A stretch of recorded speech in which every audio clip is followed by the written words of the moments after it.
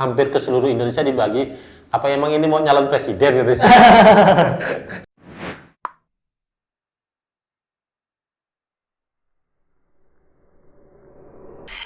Assalamualaikum warahmatullahi wabarakatuh. Waalaikumsalam warahmatullahi wabarakatuh. Berjumpa kembali dalam program Lensa Bicara. Hari ini kita akan berbincang dengan sosok mantan aktivis malang melintang dalam dunia organisasi. Sekarang masih aktivis juga. Masih aktivis juga sekarang ya. Masih aktivis ya. Beliau adalah Muhammad Khairul Amri atau akrab disapa Gus Amri. Banyak juga teman-temannya yang memanggil Bang Amri. Kalau di kalangan aktivis itu biasanya kan lebih akrab Abang. Tapi selain aktivis, beliau ini saat ini juga merupakan salah satu wakil rakyat, yaitu sebagai anggota Komisi 10 di DPR RI dari fraksi Partai Nasdem. Di Partai Nasdem juga beliau merupakan jajaran pengurus di DPP Partai Nasdem sebagai Ketua Bidang Pemuda dan Olahraga, kemudian juga menjabat sebagai Sekjen Garda Pemuda Nasdem. Nah, kalau melihat dari profil beliau ini, beliau merupakan sosok yang sudah kenyang dengan pengalaman, terutama di dunia organisasi. Dan saat ini beliau berkiprah di dunia pemerintahan. Dan Komisi 10 itu merupakan komisi yang salah satunya membidangi pendidikan, kemudian pariwisata, dan juga pemuda dan olahraga. Ini cocok dengan latar belakang beliau mantan aktivis, kemudian juga di partai juga ada di bidang kepemudaan. Dan kita akan sapa langsung terlebih dahulu Gus Amri. Assalamualaikum. Waalaikumsalam warahmatullahi wabarakatuh. Sehat? Alhamdulillah sehat. Senang sekali nih ketemu dengan sahabat saya nih. Alhamdulillah. Aktivis juga yang sudah menjadi wartawan. Amin. Alhamdulillah. Ya, ini beliau ini memang bagi saya bukan sosok yang baru ya. Karena meskipun wakil rakyat, beliau juga merupakan senior di pergerakan. Jadi memang bukan sosok yang baru.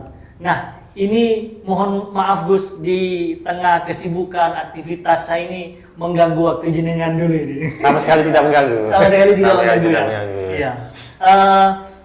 Saat ini jenengan duduk di Komisi 10 DPR RI ya. Iya, betul. Ini Komisi 10 ini kalau sepintas saya sampaikan tadi, tapi mungkin tupoksi secara umum ataupun lebih mendalam ini sebenarnya membidangi apa Gus? Jadi saya menjadi anggota DPR RI ini baru berjalan sekitar 10 bulan. 10 bulan ya? Saya dilantik tanggal 17 Februari menjadi anggota DPR RI dan tanggal 14 Maret menjadi anggota MPR RI. Jadi hampir baru 10 bulan. Menurut teman-teman di Komisi 10 ini terkenal dengan Komisi Peradaban. Komisi Peradaban Karena komisi ini tanda petik ya, komisi yang tidak ada proyeknya lah gitu. Atau biasa bahasa orang mengatakan komisi air mata, bukan komisi mata air. Tapi tahadus binikmah, saya sangat menikmati, sangat bersyukur bisa berada di Komisi 10. Komisi 10 ini mitra kerjanya ada 4, ada Kemendikbudristek, ada Menteri Pariwisata dan Ekonomi Kreatif, Menkareprab, terus ada Kemenpora, Kementerian Pemuda dan Olahraga, dan ada Perpustakaan Nasional. Jadi ada 4 mitra kerja saya di 3 kementerian, 1 Perpustakaan Nasional. Alhamdulillah di keempat kementerian itu, sekalipun saya masih baru, saya berusaha semaksimal mungkin. Saya belajar dengan para senior yang sudah lama di Komisi 10, dan apa yang menjadi tupoksi saya, kewajiban saya di Komisi 10 itu saya bawa ke dapil khususnya ya, dan juga ada beberapa program yang saya berikan ke daerah-daerah lain, yang tentunya ini mudah-mudahan bisa memberikan keberkahan buat saya manfaat buat para sesama yang menerima program ini. Berarti selama ini tidak hanya menyentuh dapil saja ya? Tidak menyentuh dapil saja. Terus terang saja, dari misalnya kalau boleh saya persentase ya, Iya. dari 100% program saya misalnya, itu hampir 30-40% itu saya sebar di beberapa daerah. Sampai akhirnya ketua umum saya, Kakak Prananda Surya Paloh, dan beberapa teman yang lain, bahasa bukan nyindir ya, ngasih joke ke saya. Iya. Ini kakak Am ngasih program dapilnya tapi hampir ke seluruh Indonesia dibagi. Apa emang ini mau nyalon presiden gitu? di gojlok kayak gitu. Iya. Karena Tapi mudah-mudahan, amin. Amin, ya Allah. Di waktu yang akan datang. tapi yang pasti ya, Iya. Kak Rusman, saya dalam program ini tidak mau memonopoli, sekalipun itu programnya di dapil saya tidak memonopoli bahwa program itu harus saya berikan di dapil. Nah, siapa orang yang membutuhkan itu saya berikan.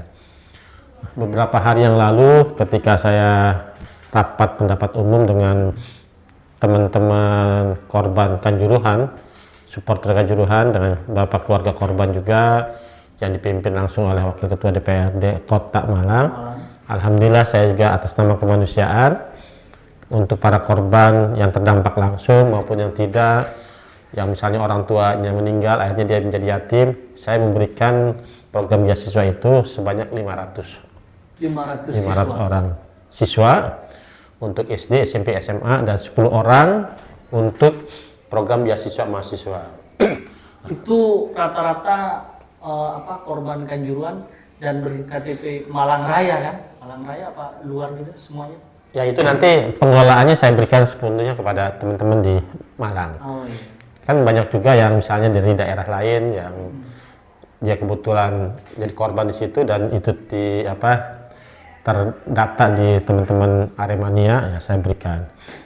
Nah, yang untuk kuliah itu sebanyak 10 orang. Mudah-mudahan nanti kalau saya ada dapat kuota beasiswa lagi, insya Allah akan saya tambahkan. Kenapa ini mahasiswa sedikit? Karena memang kuotanya juga sangat terbatas sekali. Tapi nilainya alhamdulillah sangat besar. Karena rata-rata per mahasiswa itu mendapatkan program beasiswa ini selama 8 semester itu kurang lebih senilai 80 juta rupiah.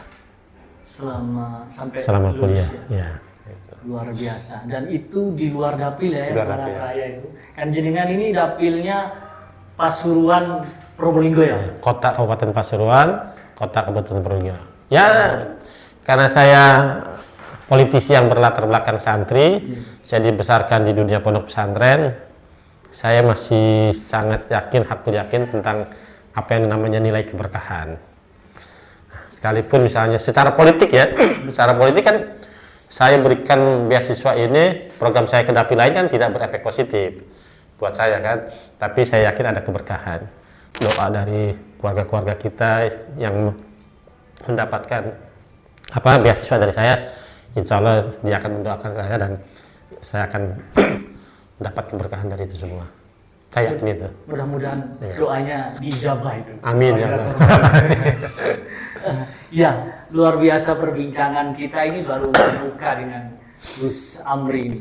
Beliau dapilnya di Pasuruan dan Probolinggo, tapi juga berusaha bisa membantu di luar dapilnya. Ya. Nah, selama menjadi anggota DPR RI yang kebetulan duduk di Komisi 10 dan kemudian sudah mulai banyak berinteraksi dengan konstituen di dapil, Ya. apa saja yang banyak ditemui yang menjadi aspirasi dari masyarakat di dapil jenengan? Syukur alhamdulillah ya. Karena ini dianggap Komisi Peradaban, saya bagaimana bisa membangun peradaban, membangun kultur, bahwa banyak orang bilang yang namanya politisi itu kadang-kadang kacang lupa kulitnya. Nah, saya ingin menghilangkan stigma itu, bahwa ada seorang politisi yang betul-betul bisa memberikan kemanfaatan. Nah, saya terus terang kan belum pernah berjanji terhadap masyarakat, tapi karena saya dapat PAW, sekalipun saya tidak mengenal mereka siapapun orangnya, dan saya tidak melihat latar belakang partai politiknya, saya berikan beasiswa itu semua. Salah satu program yang ditanyakan oleh sahabat saya Cak Rusman ini, yaitu saya memberikan program beasiswa untuk siswa-siswi SD sebanyak kurang lebih 13.000 orang. Terus senilai per siswa itu Rp450.000. Untuk SMP 5.000 sekian, per siswa rata-rata mendapatkan Rp750.000. Kurang lebih hampir 7.000 orang. Untuk siswa-siswi SMA dan SMK masing-masing dapat Rp1 juta. Nah, total beasiswa yang saya bawa itu sebanyak 25.000 orang. Untuk di daerah dapil. Itu tupoksinya sebenarnya di dapil, untuk di dapil. Tapi yang tadi kita bicarakan, saya tidak memonopoli bahwa program beasiswa sebanyak 25.000 itu saya berikan hanya untuk di dapil saya. Di mana banyak teman-teman, terus terang saja saya karena saya berangkat dari Ansor, dari NU, banyak teman-teman Ansor, mulai dari ranting itu tingkat kecamatan, tingkat desa, saya berikan beasiswa itu di banyak wilayah. Di luar provinsi juga banyak yang saya berikan. Nah, begitu juga yang kuliah.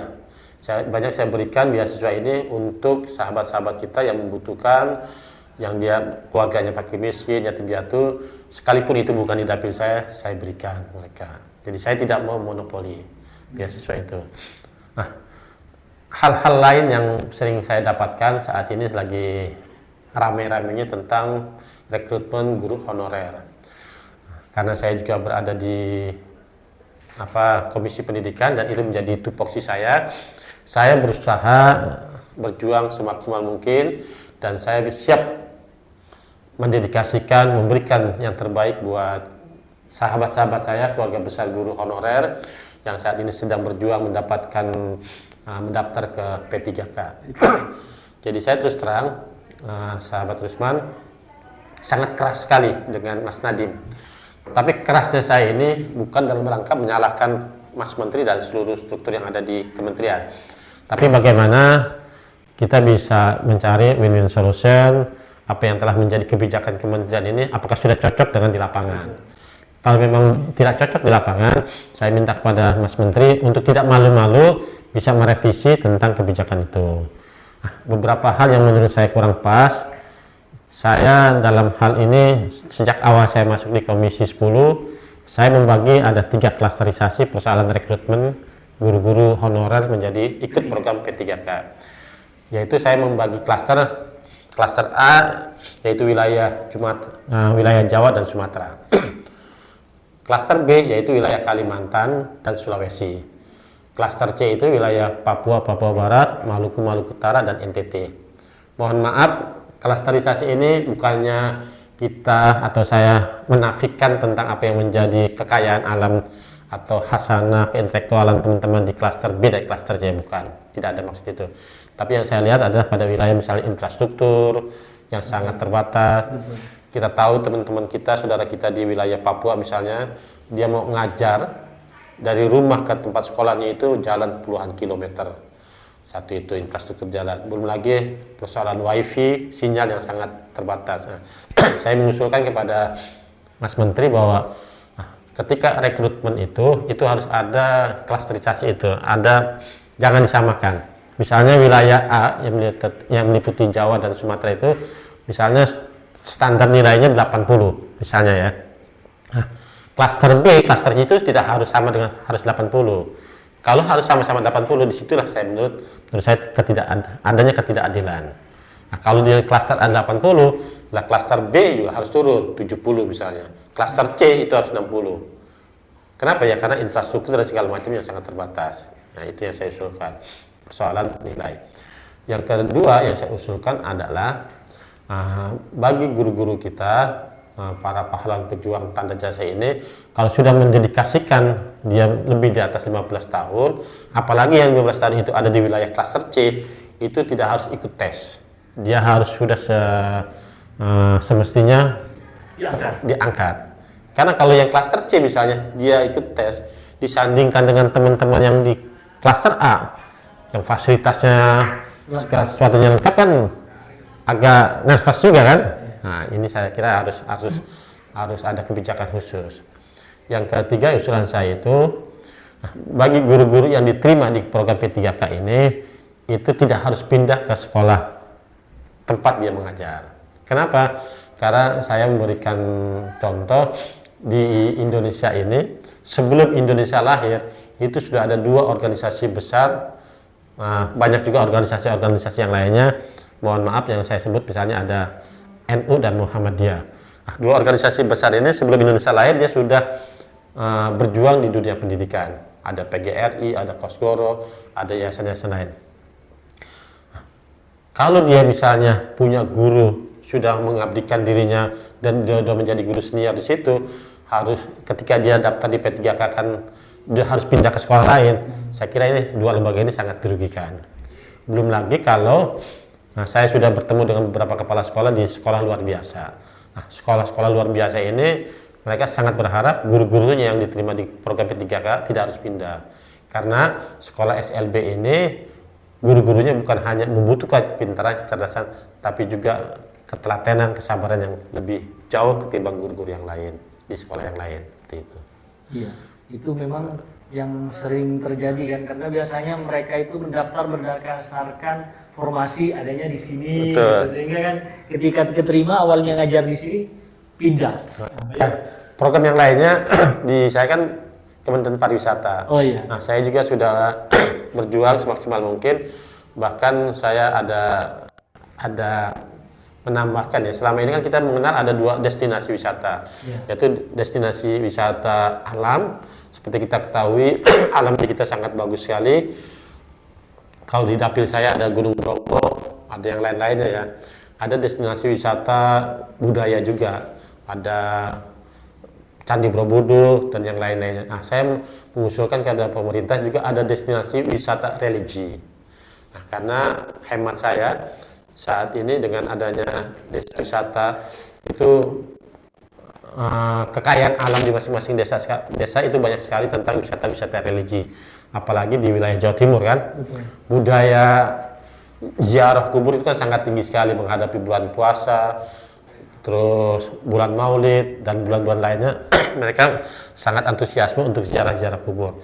Nah, saya mengusulkan destinasi wisata religi.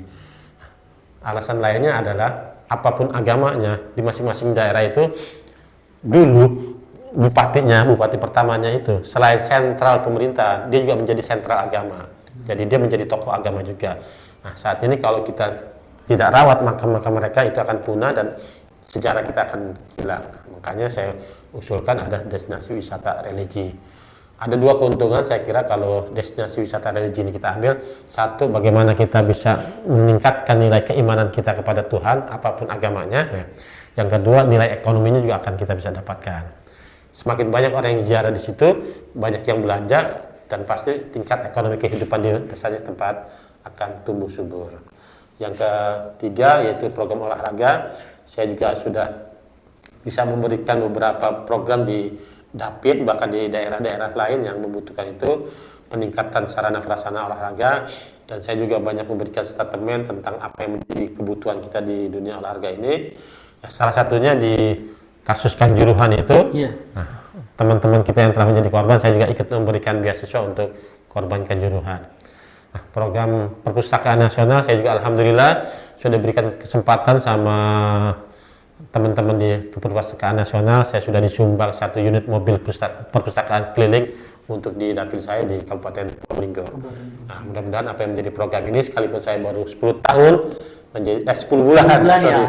Mudah-mudahan 10 tahun nanti. Amin amin. Ini jadi doa ya. 10 bulan di 4 mitra kerja saya itu saya sudah diberikan kepercayaan untuk membawa program itu ke dapil dan beberapa daerah lainnya yang membutuhkan itu. Luar biasa. Jadi ini baru 10 bulan ini. Gus Amri ini sudah programnya sudah luar biasa di dapil dan juga bahkan di luar dapil. Nah, yang saya menarik itu tadi soal perjuangan pengangkatan dari guru honorer menjadi P3K, karena memang banyak ya sekali itu di pelosok-pelosok yang sudah mengabdi puluhan tahun masih tetap belum diangkat. Kemudian bahkan sudah sampai ada yang usianya sepuh, bahkan mungkin setelah itu tidak bisa ikut P3K. Dan sekarang nasibnya terkatung-katung. Saya melihat semangat Gus Amri luar biasa, sampai pernah menemui demonstran guru honorer yang sedang memperjuangkan nasibnya di Senayan. Nah, saya ingin tahu dari proses perjuangan itu apa sih, termasuk bagaimana respon misalnya dari Mas Menteri, Mas Nadiem, terutama terkait dengan nasib guru honorer ini? Jadi Mas Rusman ya, saya salah satu alasan saya kenapa saya ngambil Komisi 10 karena abah dan umi saya di kampung itu juga seorang guru. Jadi saya menjadi anggota DPR RI ini bukan berangkat dari orang kaya raya, bukan berangkat dari orang kota. Saya berangkat dari orang anak petani dan orang guru. Dan alhamdulillah umi saya saat ini sekalipun usianya sudah 84 tahun tapi masih aktif mengajar, minimal dalam satu hari itu 3 kali ngajar. Luar biasa. Pagi ngajar di Majelis Talim yang satu, Muslimatan NU, nanti ba'da duhur ngajar lagi, dan habis isya ngajar lagi pengajian. Begitu juga ayah saya.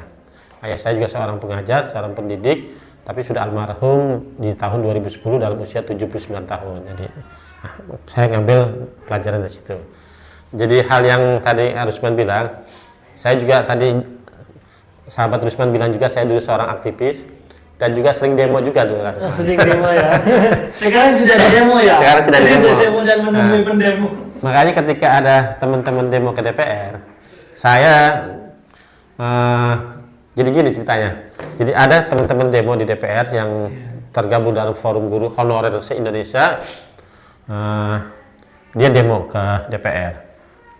Ketika saya dengar dia demo ke DPR, makanya itu saya bilang ke pimpinan di Komisi 10 dan staf sekretariatan agar mereka bisa kita terima perwakilan untuk audiensi dengan Komisi 10. Walaupun waktu itu sebenarnya nggak ada agenda sama sekali.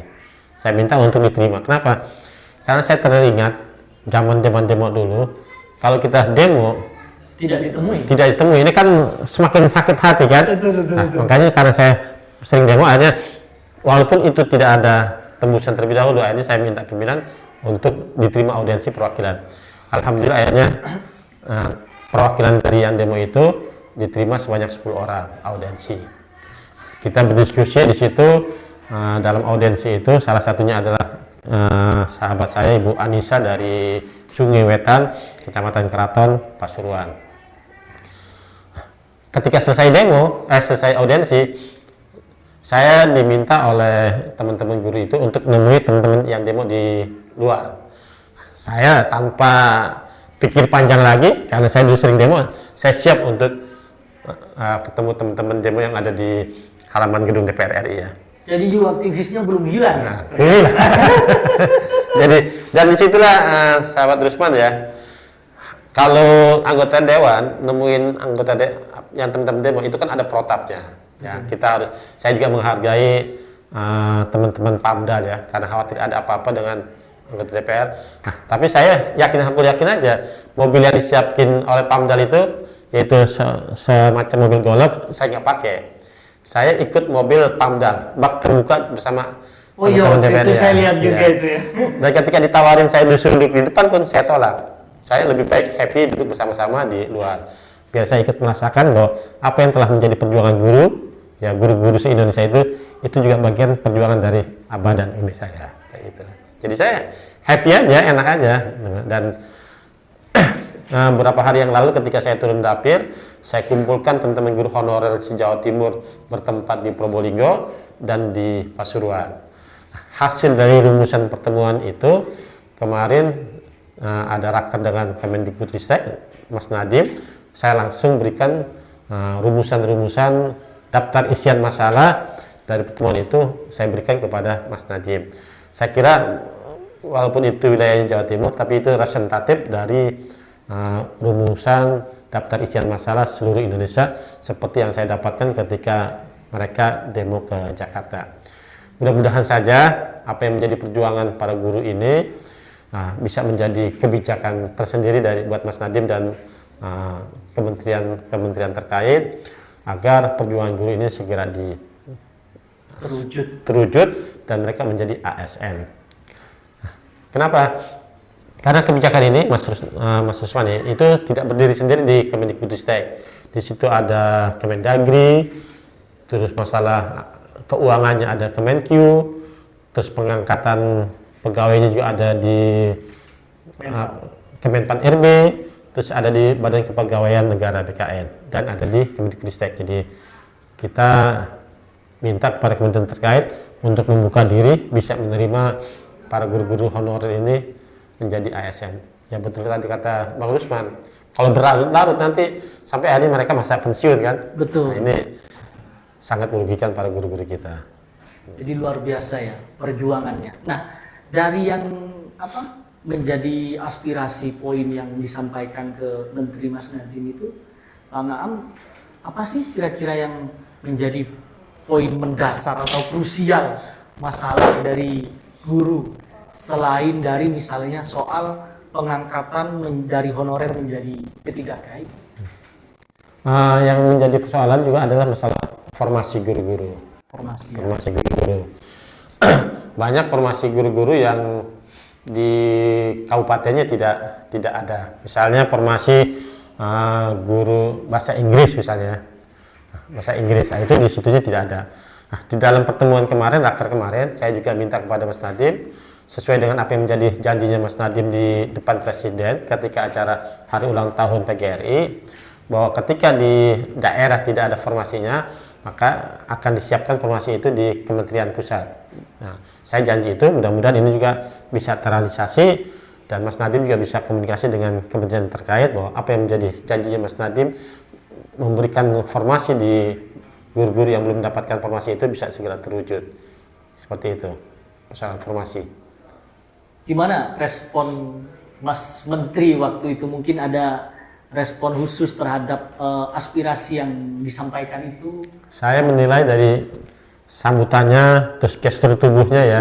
Nah, saya insya Allah, saya yakin, saya husnudon terhadap Mas Menteri. Beliau pasti akan memperjuangkan ini semua dan kita bisa tersenyum manis, tersenyum bahagia bersama guru-guru kita bahwa mereka pada secepat mungkin, tidak waktu yang lama lagi, bisa diangkat menjadi ASN. ASN, ya. Luar biasa pemirsa Lensa Bicara dimanapun Anda berada. Perbincangan kita dengan Gus Amri yang berada di Komisi 10 DPR RI. Jadi sudah banyak panjang lebar, utamanya perjuangan beliau bagaimana memperjuangkan nasib guru honorer yang hari ini banyak berjuang, bagaimana mereka bisa diangkat menjadi ASN, menjadi P3K, sampai ada demonstrasi di Senayan. Dan mudah-mudahan para guru honorer hari ini dimanapun Anda berada juga bisa menonton video ini, sehingga paling tidak mereka tahu bahwa ada wakil rakyat yang sedang berjuang dan memperjuangkan nasib mereka. Nah, kira-kira Bang Gus Amri, selain karena rasa keterpanggilan juga orang tua yang berlatar belakang guru, memperjuangkan nasib guru, memang selain juga memang di Komisi 10, apa sih yang yang memanggil Gus Amri, kenapa guru ini harus diperjuangkan? Di dalam kitab Ta'alim Muta'alim dikatakan dukain wa hirsin wastibarin wa bulghatin wa irsadi ustadi wa tuli zamani, bahwa syarat menuntut ilmu itu ada 6. Dukain wa hirsin wastibarin, cerdas, sungguh-sungguh, wastibarin sabar, wa bulghatin ada biaya, ada dana. Itulah beasiswa ini juga mudah-mudahan bisa memberikan solusi terbaik, meringankan para wali murid yang memang membutuhkan betul dana itu dengan keterbatasan dana yang dia miliki. Program beasiswa muncul di situ, mudah-mudahan ini menjadi solusi. Wabul Gotin, wa irsadi ustadi, ada guru di situ. Kita belajar itu, kita memberikan pelajar mendidik anak kita ini harus syarat belajar itu ada 6. Yang nomor 5 itu ada guru, wa istadi. Nah, disitulah saya ingin memberikan kebahagiaan juga kepada guru-guru kita. Kalau dia guru-guru ini bisa tersenyum bagus, tersenyum bahagia, mudah-mudahan ngajarnya pun akan lebih happy, lebih rileks ya. Ya selama ini juga mereka sangat bahagia sekali ya. Tapi mudah-mudahan dengan dia diangkat menjadi ASN kan lebih happy lagi, lebih senang lagi. Ini hal yang sangat manusiawi lah. Seperti sahabat Rusman, misalnya dapat rezeki yang biasanya 1 juta terus tiba-tiba dapat 5 juta kan happy kan? Betul. Ini kan hal yang manusiawi kan? Kita bisa mengajak keluarga kita lebih berkunjung kemana kan happy. Nah itu juga yang saya perjuangkan, agar guru-guru ini dalam mendidik putra putri kita, termasuk anak saya, anak Rusman ini juga terasa lebih enak lagi. watuli zamani, lama zamannya. Nah, lama zamannya makanya beasiswa yang telah dianggarkan oleh pemerintah disalurkan lewat anggota DPR. Nah, itu ada untuk SD, SMP, SMA, SMK dan untuk kuliah. Jadi saya itu aja ingin memberikan kebahagiaan kepada guru-guru karena ibu saya, umi saya, abah saya sebagai guru. Saya di rumah juga kebetulan ada yayasan, ada Ibtidaiyah, Tsanawiyah, SMK dan ada pondok pesantren. Jadi ketika saya bertemu dengan guru-guru ini kan biar lebih senang ya. Iya. Seperti itu. Apalagi guru-guru kan juga memiliki keluarga ya, Keluarga, yang ya. menjadi tanggung jawabnya Betul. di rumahnya. Makanya saya juga ingin memberikan pesan ya pada semua hadirin yang menonton channel ini. Nah, pelajaran buat saya bahwa kita mendidik anak ya. Saya dididik oleh orang tua saya agar pintar dan cerdas. Pintar dan cerdas itu sangat penting sekali. Ya. Kewajiban lah ibaratnya. Tapi yang tidak kalah pentingnya yaitu tentang bagaimana kita menjaga tata krama, sopan santun, nilai-nilai terhadap putra-putri kita. Kenapa? Suksesnya seseorang, termasuk saya, selain doa dari ibu saya, dari keluarga saya meyakini adalah akibat doa keberkahan dari para guru-guru saya. Nah, kita juga harus mendidik putra-putri kita ini tata krama, sopan santun, bukan hanya kepada orang tuanya, pada keluarganya, tapi juga kepada guru-gurunya. Jangan sampai kita lupakan. Disitulah pahlawan tanpa tanda jasa. Iya, luar biasa obrolan kita dengan Gus Amri yang beliau ternyata semangatnya masih sangat luar biasa. Masih jadi Saya lihat aktivis. tidak ada bedanya antara Gus Amri jadi aktivis dengan jadi wakil rakyat ini tidak ada bedanya. Bahkan sampai misalnya mau menemui demonstran, andai tidak ada protap mungkin ditemui dengan jalan kaki ya Gus? Jalan kaki ya. Gimana waktu itu saat Gus Amri menemui demonstran para guru yang berjuang memperjuangkan tentang nasibnya, apa perasaan yang paling berkesan ataupun ya menggugah hati? Terus terang saya waktu itu sampai menitikkan air mata. Sampai menitikkan air mata. Karena apa? Karena apa yang menjadi perjuangan mereka itu, saya teringat apa yang menjadi perjuangan abah dan ibu saya. Kalau dilihat dari kacamata pendapatan ya, pendapatan abah dan umi saya itu sangat tidak bisa mendirikan pondok pesantren, sekolah di rumah. Karena apa? Karena abah dan umi saya kan hanya seorang petani. Tapi karena keberkahan ilmu itulah akhirnya abah dan umi saya sampai saat ini bisa mendirikan pondok pesantren, ada sekolah, dan beberapa santri-santri yang di rumah saya itu gratis biayanya. Gratis. Ya, dibiayai oleh keluarga saya. Ah, di situ akhirnya saya melihat bahwa apa yang menjadi perjuangan guru-guru ini itu juga sebenarnya notabene adalah perjuangan ayah dan umi saya. Jadi saya dengan senang hati bisa mendukung mereka. Dan dimanapun saya pasti siap untuk mendampingi mereka semua. Nah, makanya sahabat Usman ya, karena saya berangkat politis dari seorang petani, guru, dan saya bukan orang kaya, tapi alhamdulillah tahalus bin nikmah dengan program beasiswa ini saya punya koridor, punya nilai-nilai. Makanya dari seluruh program yang saya bawa ini, 1 rupiah pun tidak ada potongannya.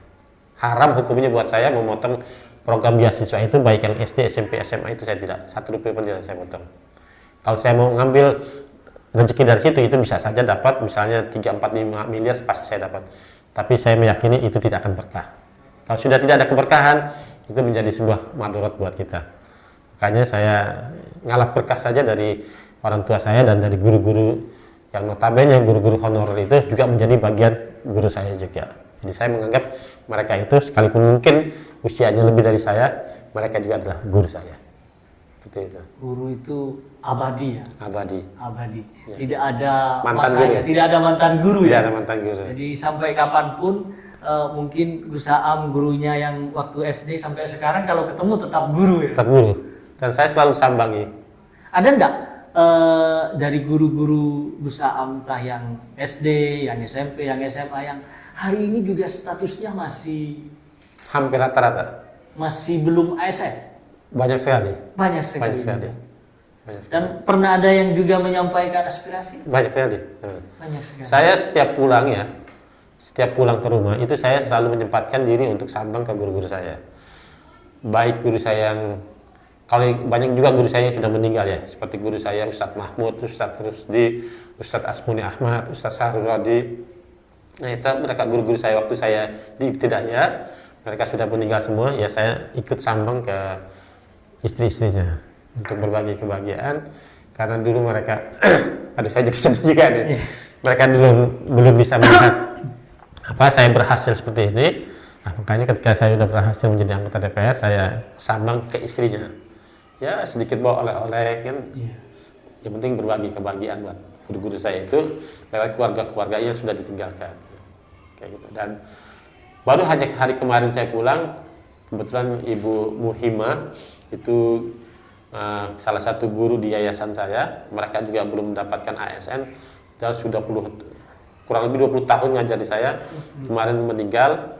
Hari Kamis kemarin saya juga datang ke rumah duka, bagian memberikan support kepada guru Muhimah itu yang notabene dia juga berjuang di yayasan yang didirikan oleh ayah saya. Itu. Jadi memang luar biasa perjuangan para guru itu. Ya, sangat luar biasa. Bagaimana mendidik anak dan juga perjuangannya yang begitu sabar meskipun masih belum diangkat menjadi ASN misalnya. Gus Amri, karena ini kita memang waktunya juga terbatas. Jadi perbincangan kita sebenarnya ini sangat menarik. Saya masih banyak sebenarnya daftar pertanyaan yang ingin saya tanyakan. Tapi mungkin kita dilanjut di lain waktu ya dengan diskusi lanjutan ini.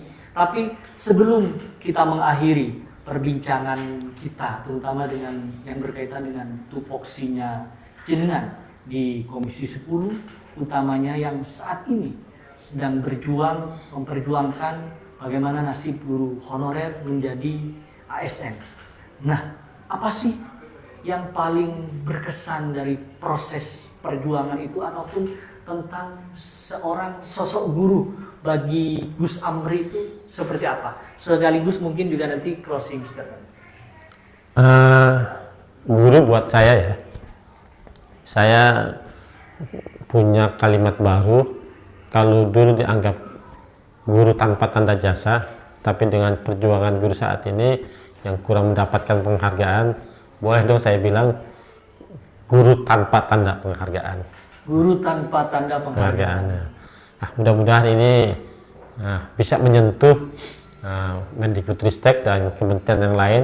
Mudah-mudahan bagaimana kita bisa memberikan penghargaan yang terbaik buat guru-guru kita, agar mereka bisa ya di akhir masa tugasnya mungkin ya yang mau pensiun ini segera diangkat menjadi ASN dan mereka bisa memberikan kebahagiaan bukan hanya untuk keluarganya tetapi pada seluruh anak didiknya dimanapun dia mengajar, dimanapun dia dulu pernah sekolah ya, dia bisa memberikan dedikasi yang terbaik buat alma maternya, buat dunia pendidikan di Indonesia ini. Ya. Oke. Terima kasih, itu perbincangan kita saat ini dengan Gus Amri yang kebetulan beliau duduk di Komisi 10 dan kita sudah berbicara panjang lebar juga terutama terkait apa yang sudah banyak dilakukan oleh beliau, padahal beliau baru menjabat 10 bulan. 10 bulan sudah luar biasa yang diperbuat, apalagi nanti 10 tahun ini. Alhamdulillah. Kita doakan mudah-mudahan. Yang penting doakan saya bahwa jangan sampai saya sebagai aktivis, politisi yang lupa terhadap kulturnya. Itu saya penting. Apapun saya dan dimanapun saya, apapun jabatan saya tetap menjadi aktivis. Ya. Jadi jangan sampai kacang lupa kulitnya. Itu doa saya. Karena saya khawatir dengan jabatan saya menjadi angkuh, menjadi sombong dan segala macamnya. Terlena. Karena kadang kursi yang ber-AC itu berpengaruh juga. Itu dia. Itu jangan sampai. Apa yang menjadi sindiran Iwan Fals, DPR tukang tidur, ya mudah-mudahan tidak terjadi sama diri saya. Ya. Amin, amin, amin. Mudah-mudahan Gus Amri ini tetap menjadi wakil rakyat dengan latar belakang aktivis yang jiwa-jiwa aktivis, jiwa-jiwa idealisme bagaimana memperjuangkan nasib masyarakat yang kurang beruntung. Ini tetap menjadi spirit, ini tetap menjadi semangat bagi Gus Aam, terutama di Senayan, di DPR RI. Dan mudah-mudahan juga kami doakan Gus Aam bisa berkiprah lebih luas lagi. Kalau sekarang DPR RI mungkin mudah-mudahan berikutnya biar bisa memiliki kebijakan penuh terhadap nasib guru, bisa menjadi menteri pendidikan. Amin, amin. Mudah-mudahan kan nasib tidak ada yang tahu, Gus. Apalagi sudah tangganya sudah ada kan dari DPR RI biasanya. Satu lagi yang penting berkah dan bermanfaat. Amin, amin, amin, amin. Ya, itu perbincangan kita pada saat ini. Terima kasih Gus Aam Sama-sama. atas waktunya. Sama-sama. Mudah-mudahan di lain waktu kita bisa berdiskusi lagi. Siap, siap. Dan terima kasih pemirsa Lensa Bicara dimanapun Anda berada. Itulah perbincangan kita pada saat ini dengan Gus Amri. Mudah-mudahan ini bermanfaat, terutama apa yang disampaikan beliau terkait dengan perjuangan nasib guru bisa berhasil dan membuat senyum guru di seluruh bumi Nusantara. Dan terakhir, tetap ikuti program Lensa Bicara dengan tema-tema yang berbeda dan narasumber-narasumber yang lain yang insya Allah juga menginspirasi. Terakhir dari saya, apabila ada kesalahan, mohon maaf yang tiada batasnya. Wallahul muwaffiq ila aqwamit thoriq. Assalamualaikum warahmatullahi wabarakatuh. Waalaikumsalam warahmatullahi wabarakatuh.